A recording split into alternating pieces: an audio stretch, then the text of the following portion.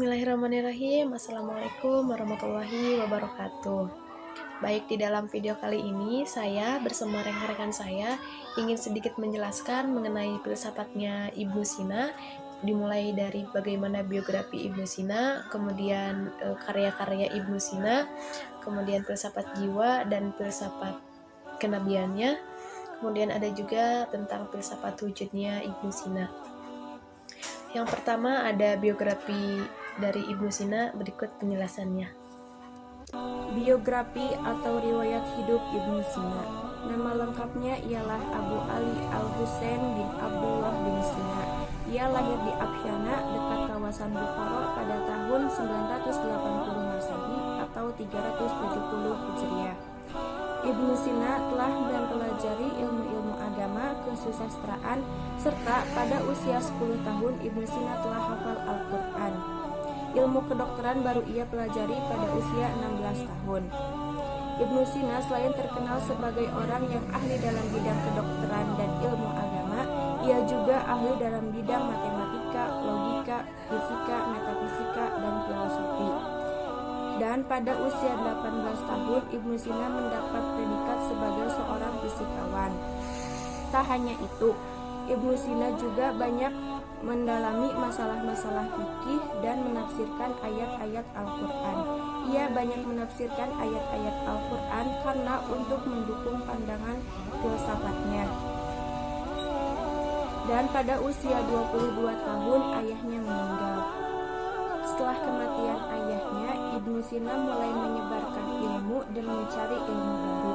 Tempat utama yang menjadi tujuannya yaitu Jurjan, sebuah kota yang berada di Timur Tengah. Disinilah Ibnu Sina bertemu dengan seorang sastrawan dan ulama besar yaitu Abu Rayhan Al-Biruni. Ia kemudian berguru kepada Al-Biruni. Perjalanan selanjutnya yaitu Rai dan Hamadan. Di kota ini pula Ibnu Sina banyak berjasa terutama pada Raja Hamadan. Di sepanjang perjalanannya itu banyak lahir karya-karya besar yang memberikan manfaat besar, khususnya pada ilmu kedokteran. Ibnu Sina dikenal sebagai bapak kedokteran dunia atau di barat disebutnya dengan sebutan Avicenna. Ia juga orang yang pertama kali merumuskan bahwa kesehatan fisik dan kesehatan jiwa itu ada kaitannya dan saling berhubungan. Ibnu Sina wafat pada tahun 1037 Masehi atau pada usia 58 tahun di Iran. Beliau pergi setelah menyumbangkan banyak hal khazanah keilmuan kepada umat manusia. Karya Ibnu Sina sangat banyak sekali. Di antaranya ada tentang kesehatan yaitu Asy-Syifa dan Sajidiyah. Ada juga buku yang lain tentang kedokteran yaitu Konun yang ada di Universitas Montpellier, Prancis dan Universitas Lorraine, Belgia. Ada juga buku yang membahas dasar-dasar ilmu logika yaitu Mujiz, dan buku yang membahas tentang keadilan yaitu Al-Insyaf. Buku selanjutnya yaitu Al-Isyarat wat Tabihat, buku yang membicarakan tentang dalil-dalil dan peringatan-peringatan yang mengenai prinsip ketuhanan dan keagamaan.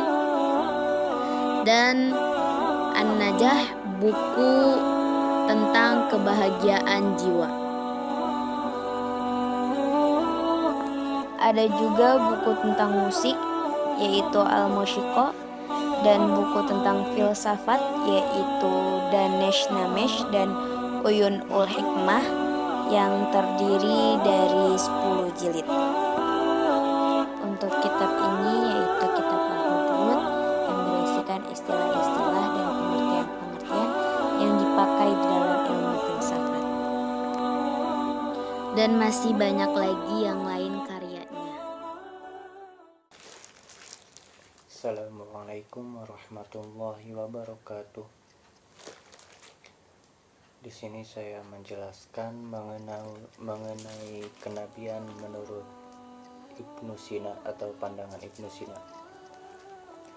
Ibnu Sina berpendapat bahwa Nabi dan Rasul adalah manusia yang utama yang telah memperoleh fitrah pengetahuan dari Tuhan yang berhubungan dengan akal aktif atau bisa diartikan sebagai akal di luar daya manusia biasa, jadi lebih istimewa sehingga Nabi dan Rasul mendapat wahyu dari Tuhan.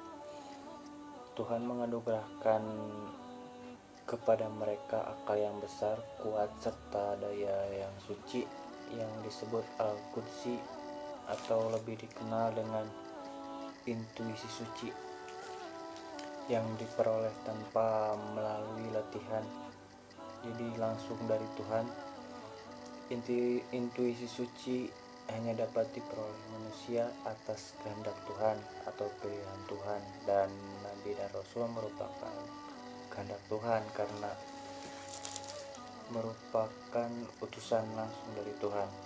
Ibnu Sina berpendapat bahwa manusia yang memiliki akal mustafad atau akal yang telah sanggup berpikir tentang hal abstrak tanpa perlu daya upaya, tanpa melalui usaha, lebih unggul daripada manusia yang memperolehnya dari usaha. Pandangan ini menyatakan bahwa ajaran nubuwah adalah ajaran nabi, ajaran biasa saja, mempunyai kebenaran dan juga kekurangan, karena nubuwah tidak hanya dari Tuhan tetapi juga dari manusia, yang artinya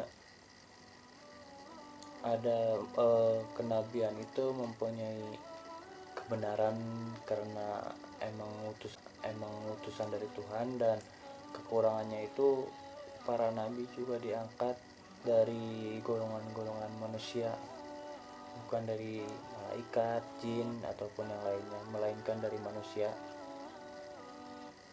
Mungkin cukup sekian dari pandangan Ibnu Sina mengenai kenabian. Bismillahirrahmanirrahim. Assalamualaikum warahmatullahi wabarakatuh. Saya Anis Nasoyul Umam. Saya akan sedikit menjelaskan jiwa dalam pandangan Ibnu Sina. Yang pertama, mengenai makna jiwa. Kata jiwa berasal dari bahasa Arab, yaitu an-nafs.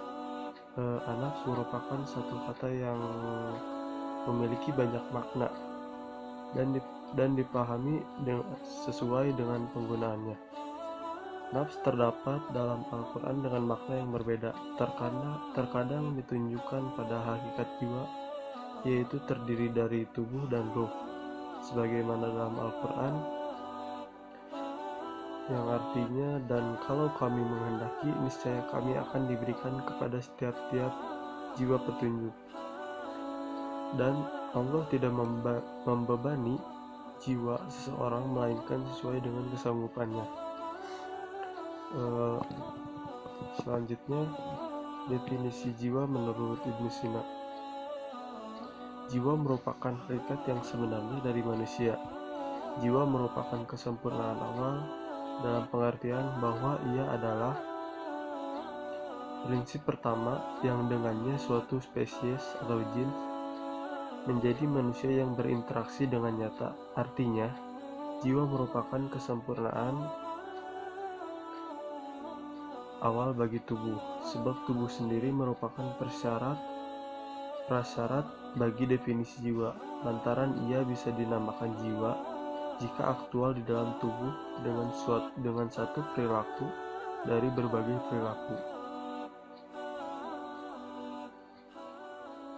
Jiwa juga kesempurnaan awal bagi tubuh yang alamiah, yang bersifat mekanik, atau bagi tubuh alamiah dan bukan bagi tubuh buatan.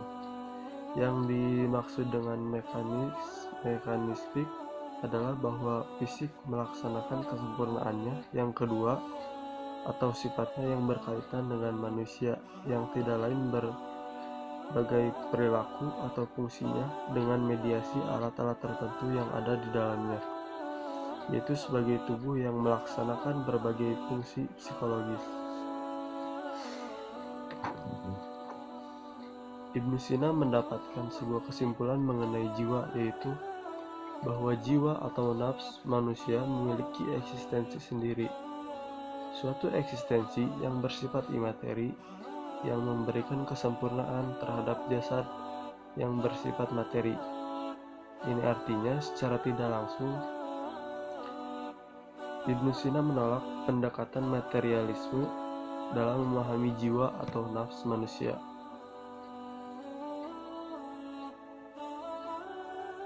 Lalu ada tingkatan jiwa menurut Ibnu Sina. Tingkatan jiwa menurut Ibnu Sina ada 3. Yang pertama, jiwa nabati. Jiwa nabati ini yaitu jiwa yang mencakup daya-daya yang ada pada manusia, hewan, dan tumbuhan. Jiwa tumbuhan atau nabati adalah sebagai kesempurnaan awal bagi tubuh yang bersifat alamiah dan mekanistik. Jiwa nabati terbagi ke dalam 3 daya, yaitu yang pertama, daya nutrisi, yaitu daya yang mengubah makanan menjadi bentuk tubuh. Lalu yang kedua ada daya penumbuh, yaitu daya yang menambah kesesuaian pada seluruh bagian tubuh yang diubah karena makanan. Lalu yang ketiga, daya reproduktif, yaitu daya yang mengambil dari tubuh suatu bagian yang secara potensial sama, sehingga terjadi proses penciptaan dan pencampuran yang membuatnya sama secara nyata. Yang kedua ada jiwa hewani. Jiwa hewani mencakup semua daya yang ada pada manusia dan hewan, sedangkan pada tumbuh-tumbuhan tidak ada sama sekali. Menurut Ibnu Sina, jiwa hewani ini sebagai sebuah kesempurnaan awal bagi tubuh alamiah yang bersifat mekanistik dari satu sisi, serta merangkap sebagai berbagai fasilitas dan bergerak dengan keinginan. Jiwa hewani terbagi menjadi 2. Yang pertama, daya penggerak dan daya persepsi. Daya penggerak terbagi lagi menjadi 2 bagian, yaitu penggerak fisik dan hasrat, dan pada penggerak hasrat terbagi lagi menjadi 2, yaitu syahwat dan emosi. Yang kedua, daya persepsi. Daya persepsi terbagi ke dalam 2, yaitu persepsi dari luar, yaitu berupa panca indera, dan persepsi dari dalam, yaitu batin. Lalu yang pembagian jiwa menurut Ibnu Sina yang terakhir ada jiwa rasional atau insani. Jiwa rasional ini mencakup daya-daya yang khusus pada manusia. Jiwa rasional ini melaksanakan fungsi yang dinisbatkan pada akal. Menurut Ibnu Sina, jiwa rasional sebagai kesempurnaan pertama bagi tubuh alamiah yang bersifat mekanistik, di mana pada suatu sisi ia melakukan berbagai perilaku eksistensial berdasarkan ikhtiar pikiran dan kesimpulan ide. Pada jiwa rasional mempunyai 2 daya, yaitu daya praktis dan daya akal teoritis.